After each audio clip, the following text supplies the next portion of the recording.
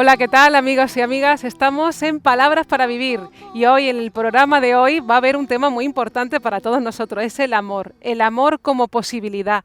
¿Es posible el amor? Claro que sí, vamos a ver el amor como posibilidad en la salud y en el encuentro con las otras personas, en la producción social, en todo. El amor es muy importante para las personas. Y también vamos a ver en la sección de amor y familia la decisión de tomar hijos. ¿Cuándo tomar esa decisión o cuándo lo hemos tomado? ¿Qué problemas puede haber o qué quiere decir cuando uno toma la decisión de tener hijos? ¿Qué cosas están implicadas? Vamos a ver cuando los hijos a veces son de pantalla de cuestiones que tienen que ver más con la pareja.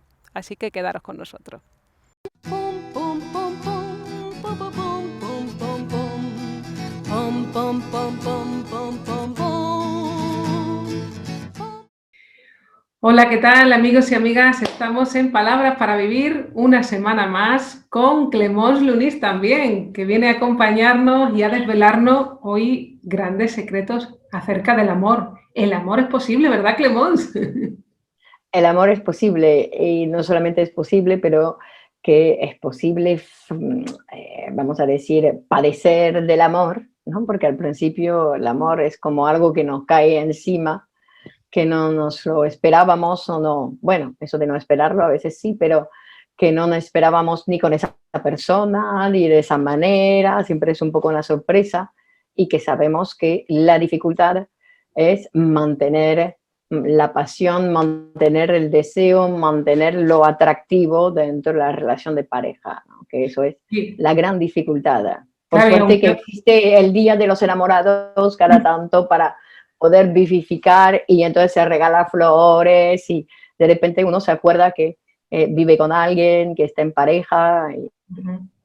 Y aunque digamos que tengo el prototipo, entre comillas, que me gusta una persona así o de otra manera, sabemos que la elección de la persona es inconsciente, que uno no se da cuenta de eso. Hay personas en las que uno dice que quiere ese tipo de personas o de las que se siente más enamorado y luego ve la realidad que le ocurre todo lo contrario o diferente, ¿no? Entonces vemos que hay Sí. cosas del amor que no podemos manejar y querer manejarlas también produce un cierto grado bueno, de no estar en la salud, ¿no? Porque es para llevarlo al diván, para ver qué le pasa a uno con ciertas personas, con la manera de relacionarnos, porque la manera de relacionarnos es totalmente inconsciente.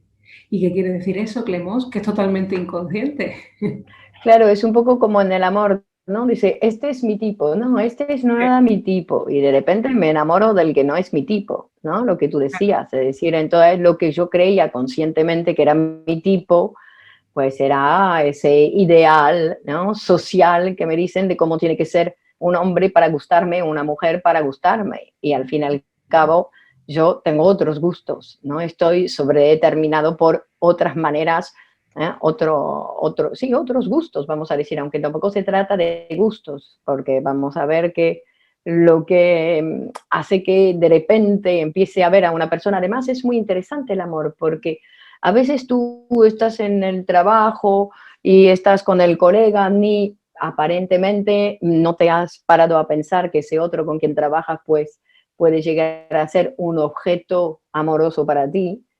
Habrás tenido tus fantasías, como todo el mundo, pero no le has prestado atención porque no, no es mi tipo. Y de repente viene alguien del exterior y dice, ¿cómo te va? Y entonces te empiezas a mirar y de repente, ¿no? Es decir, que te lo puedes transformar en objeto de amor. Porque no podríamos pensar también que de alguna manera uno se podría enamorar casi de cualquiera. Porque en el sentido que uno se enamora de ese otro por un rasgo, no se enamora por todo lo que es. Después lo embellece, ¿no? Después lo embellece, como es su objeto de amor, entonces después va embelleciendo todo, pero que uno se enamora por un rasgo, entonces uno se podría enamorar, además hay muchos amores, uno tiene muchos amores en su vida que él que cree que tiene, es decir, que hay muchos amores inconscientes que tiene que no se permite tener, porque hay que ser fiel y un solo amor en la vida, como una sola madre y un solo amor. Pero uno está enamorado de muchas personas, ¿no? Pero prohibidas de alguna manera, que no se sabe por qué están prohibidas, por la moral que no nos permite, que dice que un solo amor, un solo amor. Bueno, pero que tenemos que saber, entonces claro, se pueden despertar esos otros amores. ¿No? En cuanto sea necesario para el sujeto, por alguna razón, ¡pum!, se despierta un amor hacia esas personas que nos rodean. Vemos que necesitamos amar, es una necesidad del ser humano, ¿no? Porque hemos dicho en muchas ocasiones que no somos sin otras personas. Necesitamos establecer lazos con otros para vivir mejor y además que esa pasión tiene que estar puesta en algún lugar, en el trabajo, en las relaciones, en muchas otras cosas, porque ese deseo, eso es lo que nos lanza, lo que nos relanza a vivir. Y claro, vemos también que hay muchos prejuicios en la forma de entender el amor, de pensar las relaciones de pareja, en las que creemos que porque lleves X tiempo, ya esa convivencia pues va a hacer que todo sea más aburrido, que el deseo decaiga y va uno con frases, no dando cuenta que realmente soy yo el que tengo que cambiar esa posición que hay en mí, esa forma de pensar, porque si no voy a llevar esa relación pues al aburrimiento,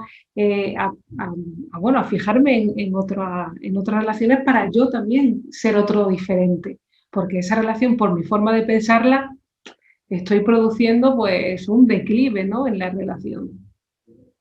Pero tenemos que pensar que es uno que se aburre. Me aburro contigo, sí, pero el que se aburre eres tú. Es como, ¿no? Entonces es modificando un poco mi posición, ya lo que hay alrededor me deja de aburrir. Claro, pero ¿quién está dispuesto a cambiar? A ver, ¿quién está dispuesto a cambiar? Que a la gente le gusta ser como es. ¿No? Claro, padece de esas consecuencias, de ese tanto que le gusta, que yo soy así, que yo soy así, que yo soy así. Entonces, claro, eso es un inconveniente, porque el ser humano es un movimiento constante. Entonces, porque el objeto, no hace falta cambiar de objeto de amor. Uno se puede estar enamorado toda la vida de la misma persona. Además, hay mucha gente que sueña con eso. Estar enamorado toda la vida de la misma persona. Y se puede, pero cada uno tiene que cambiar. Entonces, yo cambio y el otro es diferente. Es decir, que tiene el mismo nombre y apellido, pero la relación va modificándose a lo largo de los años. Es decir, todos los días hay algo nueva, ¿no? Porque el aburrimiento es la repetición de lo mismo. Es decir, que yo soy siempre igual, pum, pum, vuelvo a casa, digo la misma frase, él vuelve a casa, dice la misma frase, entonces dice, ¿qué parece ayer? No Claro, parece hoy. lo que pasa es que eso me parece que es un poco imposible, ¿no? El que uno siempre sea igual a sí mismo, ahí hay un grado alto de represión, de no querer modificar nada, quedarse estático en el mismo lugar, por también esa idea de pérdida de la persona o del abandono de la relación. Y claro, muchas veces se va con ese miedo a perder al otro, cuando en realidad lo que haces es trabajar para todo lo contrario, porque somos deseantes, necesitamos aire nuevo cada día. Aparte que las personas gozamos por la diferencia, por el contraste, ¿no? Incluso Miguel Óscar Menasa, el director de la escuela, indica una frase, ¿no?, que las relaciones que tienen pocos obstáculos no son muy fructuosas, ¿no? Porque en cada paso uno requiere de esa sorpresa frente al otro. Si llegas a casa y siempre te encuentras o piensas que el otro te va a decir la misma frase, ahí es donde caemos en ese aburrimiento, necesitamos de ese contraste, de ser otro cada vez. Y claro, ahí es donde aparece esa pasión también en la relación y ese encontrarme a otra persona diferente cada vez, otras relaciones dentro de la misma. Y eso es lo que en muchas ocasiones cuesta mucho porque aún estamos pegados a esa fidelidad de esa relación materna, ¿no?, de esa primera relación con la mamá, que queremos eternizarla en esa persona que tienes al lado cuando es otra posibilidad diferente, no es una cuestión de estar siempre con esa misma persona como si fuera algo seguro, como si fuera un candado que le tenemos que poner a esa seguridad para no quedarme sin amor. Si hay un temor a esa cuestión, tenemos que pensar que estamos aún en esa primera relación con la mamá, en la que se quería pues tener a esa persona solamente para sí, y luego vemos que enriquece cuando aparecen otras personas, le da otro aire nuevo a la relación, puedes hablar de una persona, de otra, ¿no?, incluir esa multiplicidad y ahí es donde aparece ese deseo bueno, que inevitablemente se va a posar en otras personas, en otras relaciones, en hobbies, en trabajo, para que tú también te sientas vivo. Si no te sientes vivo tú, ¿qué quieres? ¿Estar al lado con alguien que te dé a ti esa felicidad? Y eso es imposible. Uno tiene que construir su propio deseo, su propia felicidad también para poder estar frente al otro y producir una relación que también esa persona tenga deseo de encontrarse con nosotros, ¿no? Porque si no, ¿qué estás con el otro? En el orden a la necesidad, porque crees que el otro te necesita y ahí, o que tú lo necesitas a él, y ahí entráis en esa cadena de solamente la necesidad y no aparece ese deseo por hacer otras cosas, por hablar, por encontrarnos, ¿no? Por el miedo a perder algo que crees que tienes, que en realidad no tienes nada, porque las relaciones se producen cada día y esa es la cuestión, que también las relaciones son un trabajo y eso es muy difícil de Claro explicar. que también Menaza dice que uno tendría que agradecer al otro de seguir a su lado. Es decir, muchas gracias, porque se podría haber ido. Se podría haber ido y sin embargo se queda. Entonces, como uno a veces se desprecia, dice, es que te quedas porque te viene bien, porque te preparo de comer, porque no sé qué, no sé cuánto, ¿no? Porque se desprecia, que no piensa que se queda por otras cosas, ¿no? Porque pensar que uno se queda por la comida, eso, que no, se queda por otras cosas. Y después también pensando en esos pequeños cambios que uno puede, porque pienso que a veces uno está esperando grandes cambios, ¿no? Que el otro tiene que cambiar, porque no cambia, yo le he pedido que cambie y no ha cambiado, le he dicho que eso me molesta y no lo cambia, entonces siempre se espera milagros, vamos a decir. Cuando son pequeñas modificaciones, es decir, que uno va a hacer un curso, por ejemplo, ¿no? Un curso de lo que sea, pues vuelve a casa, es diferente. Ha visto, mira qué interesante, mira qué interesante. Entonces, ya tiene que modificar la conversación que va a tener con el otro, porque los grandes cambios vienen de esa posibilidad de modificar el tipo de relación que tiene, el tipo de conversaciones que tiene con el otro. No digo que, es decir, me voy a cepillar los dientes del mismo modo, a ducharme del mismo modo, a entrar en la casa del mismo modo, pero la conversación que voy a tener con el otro va a ser diferente. Y es ahí donde se establece la posibilidad de una conversación, de hablar de otras cosas o de otra forma, hablar lo mismo, pero de otra forma. Y es ahí donde ya se despierta algo en la relación, ¿no? Cuando se puede hablar de una cosa diferente, que no caemos siempre y vamos y no, con el marido criticamos a la vecina y criticamos a otro y ahí estamos criticando, por ejemplo, ¿no? Y claro, entonces caemos en esa misma y después nos aburrimos criticando tanto ahí a la gente. Además hay que saber, cuando uno critica a los demás, se critica a sí mismo, ¿eh? Claro. Está hablando de sí mismo. Es decir, que hay cosas que ¿para qué criticar? Digo, ¿no? Pero para decir que hay otras formas de hablar, que no solamente criticar o hablar de sus problemas, que uno puede establecer una relación con el otro para decir, ¿y tú qué piensas del amor? ¿Para ti qué es el amor? Y a ver qué dice, porque uno se ha preguntado lo que piensa de lo que es el amor. ¿Qué es el amor? Porque claro, para ti es una cosa y para mí es otra. Claro, pero Entonces luego tengo también, que poder escuchar lo que el otro dice de lo que piensa que es el amor. pero uno puede decir muchas frases que a veces son frases que están muy manidas, escuchadas o que vienen de algún libro, pero luego cuando uno se pone a convivir con el otro, ahí ve como de qué forma está pensando el amor, porque también es lo que dices, el otro tiene que cambiar. Pero claro, a veces hay esas rencillas en la convivencia, como veíamos el otro día en clase, ¿no? Por una teoría de Schopenhauer, ¿no? De los puercoespines, ¿no? Que cuando se pegan demasiado se pinchan. Y claro, necesitamos como un poco una separación, una unión y una separación en la que a veces la convivencia produce esos roces. Por eso es importante ese trabajo y que a veces uno inconscientemente hay cosas que no dice, que se calla, o broncas que se le quedan en uno, que piensa, o que tiene la relación en su imaginación. Y ahí vemos que a través de ciertos actos, pues uno está hablando de esa hostilidad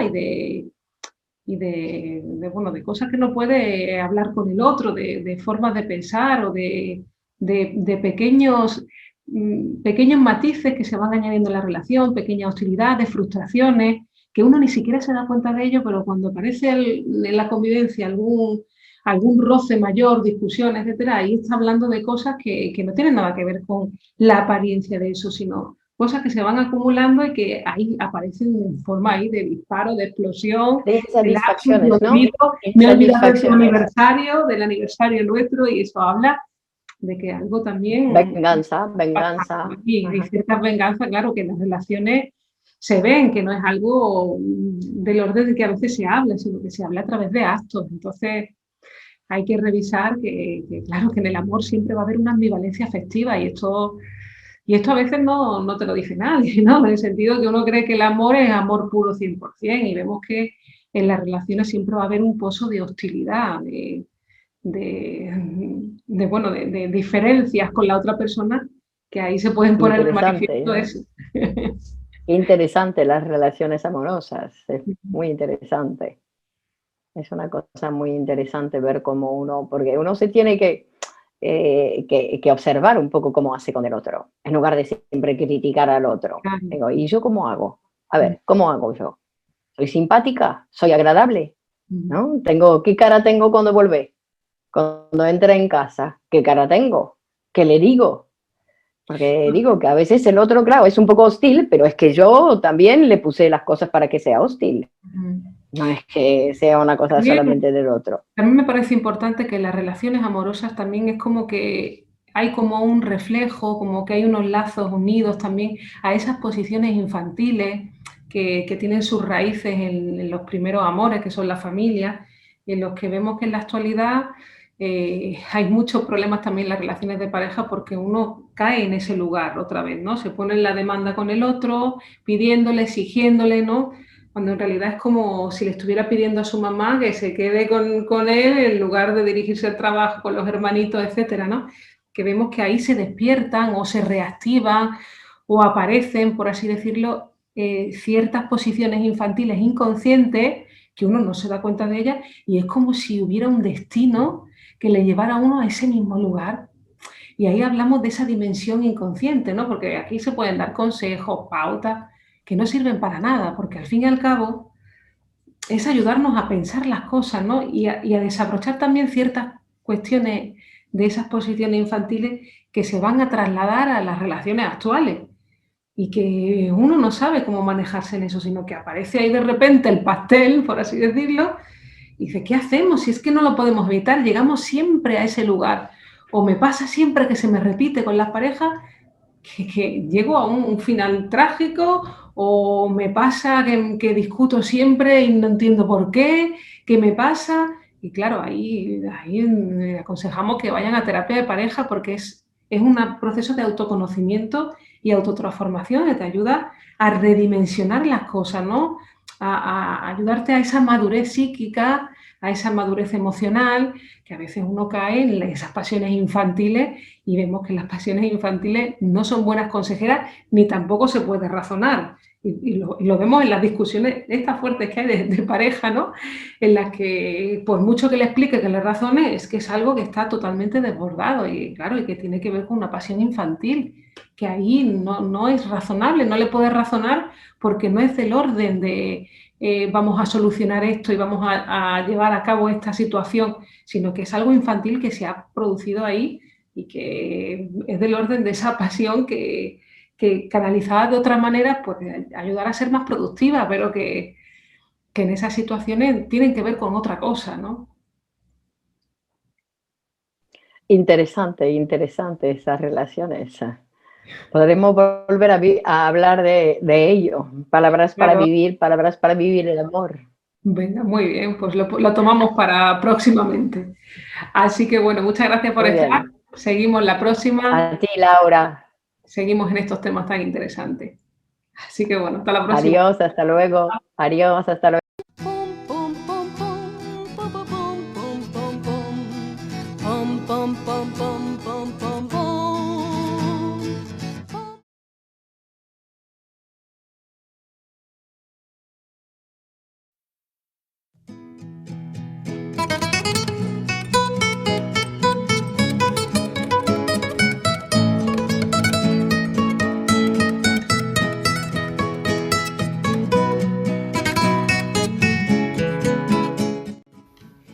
Solo los grandes dejan crecer. Si se cree grande y no deja crecer, es un enano. Entrechocó los dientes de alegría, de alegría.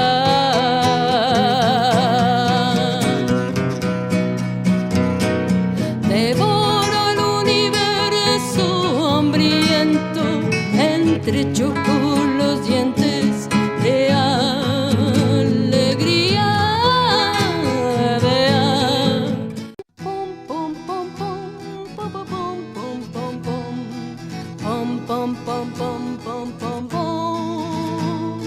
¿Qué tal, amigos y amigas? Hoy estamos en el tema de amor y familia, en una cuestión muy importante, en la decisión de tomar hijos.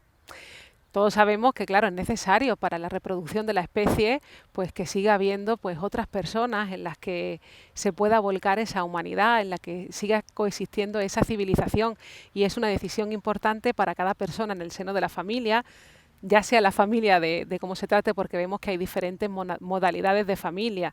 La familia, digamos que es presimbólica, en el sentido de que es una herencia animal, y lo que cuida es la preservación de esa especie, de cuidarlos para que se hagan mayores y puedan establecer ellos a su vez otra familia. Y hay muchas modalidades familiares, monoparental, personas que están del mismo sexo, ¿no? Que vemos que hay diferentes modalidades hoy en día en la actualidad.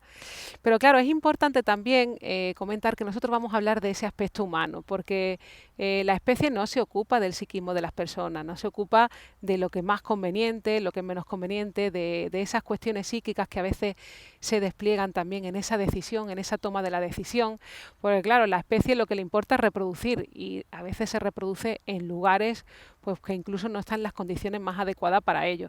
Por eso me parece que es una decisión importante que hay que tomar, y vamos a hablar de una cuestión también en base también a esa decisión, que a veces vemos que hay parejas que tienen problemas, digamos, en las relaciones, y que utilizan esa decisión como una manera de querer unir a la relación, creyendo que teniendo un hijo, incluyendo un miembro más en su relación, al fin y al cabo, pues van a ayudarles a unir o a desarrollar pues otro tipo de relación en la que permanezcan más unidos, porque piensan que es como un proyecto en común, pero nada más lejos de la realidad, porque vuelcan en ese hijo, pues digamos, le ponen esa etiqueta y aparece el niño como si fuera una pantalla, camufla los problemas que ya existían. Entonces me parece importante que para ser padres, aunque a ser padres no se aprenden, también hay que estar en las mejores condiciones de salud mental y de salud en las relaciones, porque si el niño viene a cubrir un problema que ya existe,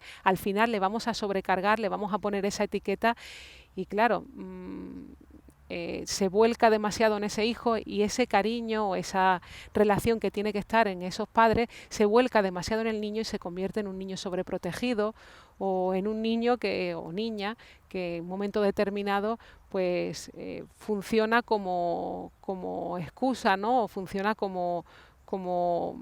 digamos, como una manera de querer unir a esos padres, cuando en realidad va a ser una fuente más de querer tapar esos problemas y de volcar exigencias, de volcar el cariño en un lugar donde no es el más adecuado. Se le va a cubrir excesivamente a ese hijo, y bueno, vamos a desencadenar un problema mayor, porque cuando ese hijo crezca, a veces se generan hijos problemáticos de manera inconsciente, para preservarlos en ese lugar, porque si ese hijo se despega, voy a seguir hablando de esos problemas que ya estaban instalados y que se han magnificado mucho más, porque si no se trabaja por esa relación de pareja, no se trabaja esos problemas que ya estaban enquistados, va a ser un problema aún mayor, y que claro, y ese hijo al irse se van a destapar y se van a ampliar de una manera más señalada, y a veces se generan niños problemáticos porque hay una incapacidad de gestión de esas cuestiones afectivos sexuales con la relación de la pareja.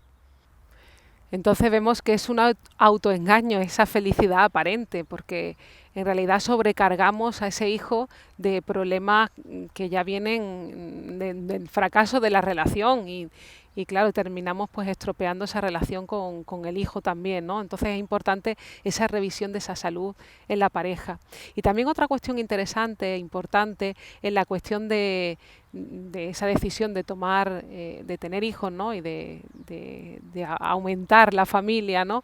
Digamos que también hay una cuestión importante, interesante, que hay que tener cuidado en ese sentido, porque a veces uno no da cuenta de que es como si hay como una prolongación, a veces que lo vemos por los efectos que aparecen en esa realidad familiar, en la que uno quiere como solucionar, como arreglar cuestiones que tenía pendientes de su primera familia, y que en esos hijos que ahora se está planteando de tomar esa decisión, es como si uno quisiera darle a ese hijo las carencias que uno supone que no le dieron, ¿no? Porque si uno se ha hecho grande, se ha crecido, si uno está ahí, digamos que ya ha habido alguien que te ha querido y que ha puesto su amor y su deseo en ese crecimiento. Pero a veces en los hijos se vuelcan ciertas formas de pensar la primera familia, ciertas venganzas o ciertas carencias aparentes, ¿no? Que se dicen, a mí mis padres no me dieron esto y yo voy a tener un hijo para cubrir ese ideal de familia que yo hubiera querido para mí.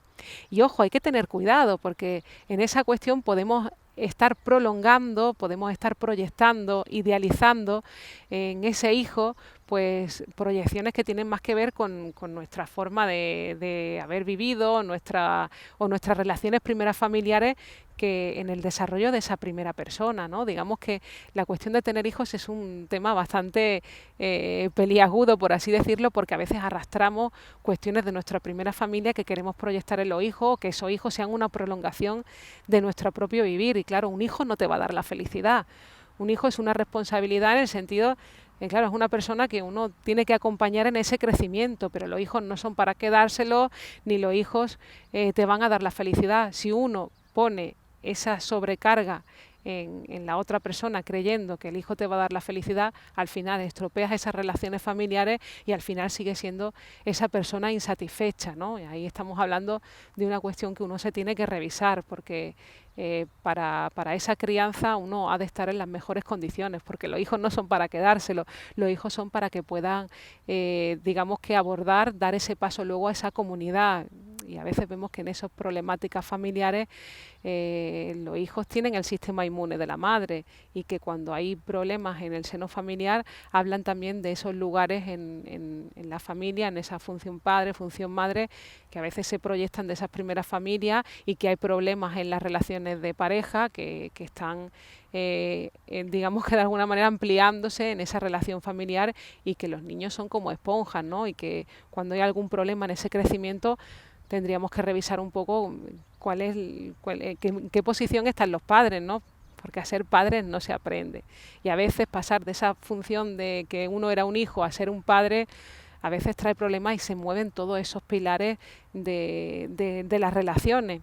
Y claro, y uno pues va proyectando en los hijos pues cuestiones que tienen que ver con uno mismo. Entonces me parece importante que uno revise esas posiciones en la familia, con uno mismo, porque las relaciones con los hijos se amplifican, funcionan como de pantalla de cuestiones personales que tienen más que ver con las primeras familias que con la que uno está construyendo.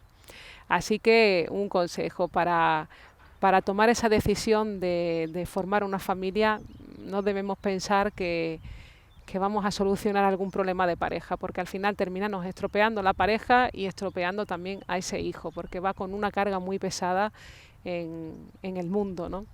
Y a veces surgen sentimientos de culpa por esa cuestión de que los padres no están en una posición adecuada. Así que sigamos adelante, sigamos produciendo y reproduciendo esas palabras para vivir y esas posiciones en las que necesitamos pues personas que se aúnen esos esfuerzos y que continuemos pues viviendo en esta vida y produciendo personas que sean libres, que sean sujetas al deseo y a la humanidad tan magnífica que podemos seguir construyendo en esta civilización. Así que muchas gracias y continuamos la próxima. Pum,